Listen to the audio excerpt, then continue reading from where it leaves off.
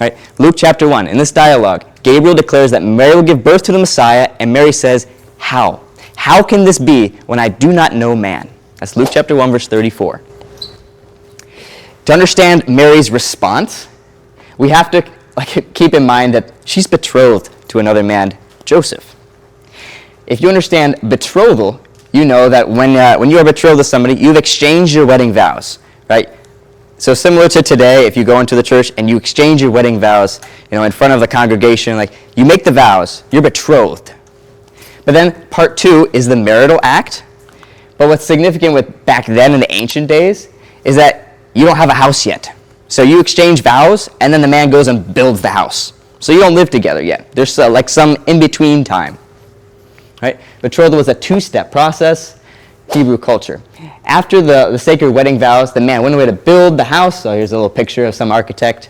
Right? So they have a place. In between this time period, Mary receives an angel. An angel comes to her and says, you're going to give birth to a son. Now, if you were in Mary's shoes, I guess I'll get to that in a second. I should build on this first. If a betrothed person slept with another person, it was not simply fornication. Rather, it was adultery. Right? So this is an indication, again, that betrothal means you are legally married. It's not just an engagement. Sometimes when you read the Bible, it will say they're engaged. But that actually isn't correct. They're not just engaged. They are, literally married. Sure, part 1 of the marriage, they haven't had part 2 yet, but they have part 1. They have exchanged vows, and that's why if you were to sleep with somebody else, it's considered adultery because you're married. Right? Now, as Mary awaits her new house, an angel appears, tells her she's going to conceive. And we got to think about this in terms of just a modern couple. If, for example, a couple at St. Teresa's gets married, and then they go to their reception, and someone says, you're going to have a child. That child's going to be great. It's going to be amazing. They're just going to be oh yeah, thank you, yeah. Obviously, they're going to have relations at some point, and there's going to be a child coming.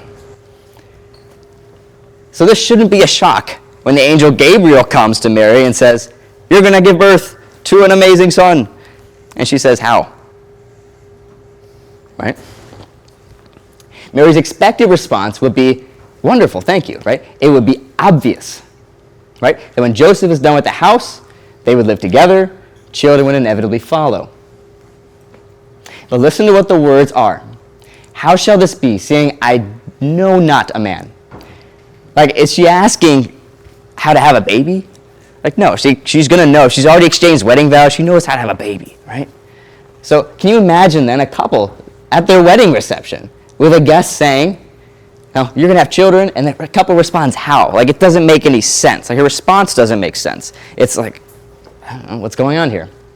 So here's what some scholars have to say about this. When they read that in Luke chapter 1, for example, Protestant scholar Rudolf Bultmann, he says, Mary's question, how can this be, since I don't know a man, is an absurd one for a bride. Right? Doesn't make sense. Or Catholic scholar Brant Petrie says that Mary's words in the Greek have the same force as the English words, I do not smoke.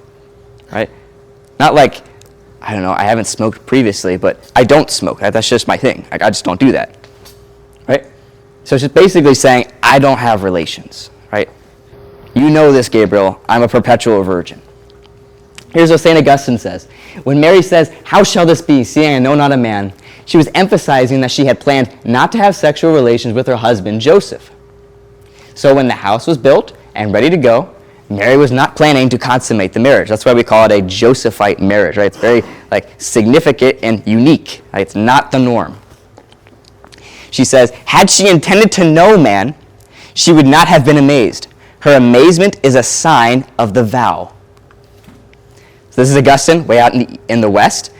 And then we have another guy, way out in the east, right? So this is just a broad idea. St. Gregory of Nyssa, he says, quote, if Joseph had taken her to be his wife for the purpose of having children, why would she have wondered at the announcement of maternity, since she herself would have accepted becoming a mother according to the law of nature? Right? And there's actually an Old Testament parallel to this.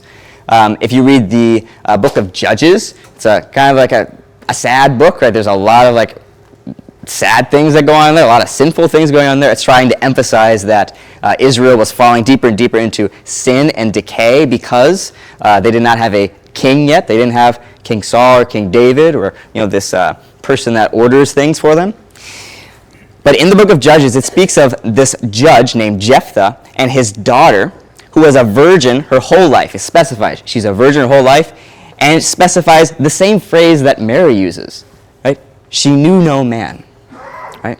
So the earliest Christian writers picked up on that as a parallel to Mary. So this, what happens in Judges, probably like 1200 BC, is a parallel to the first century around 0 AD, when angel Gabriel comes to Mary, right? And so St. Ambrose and St. Ephrem, again far in the west and far in the east, in the 300s AD, connected Mary's words with Jephthah's daughter's words in Judges 11.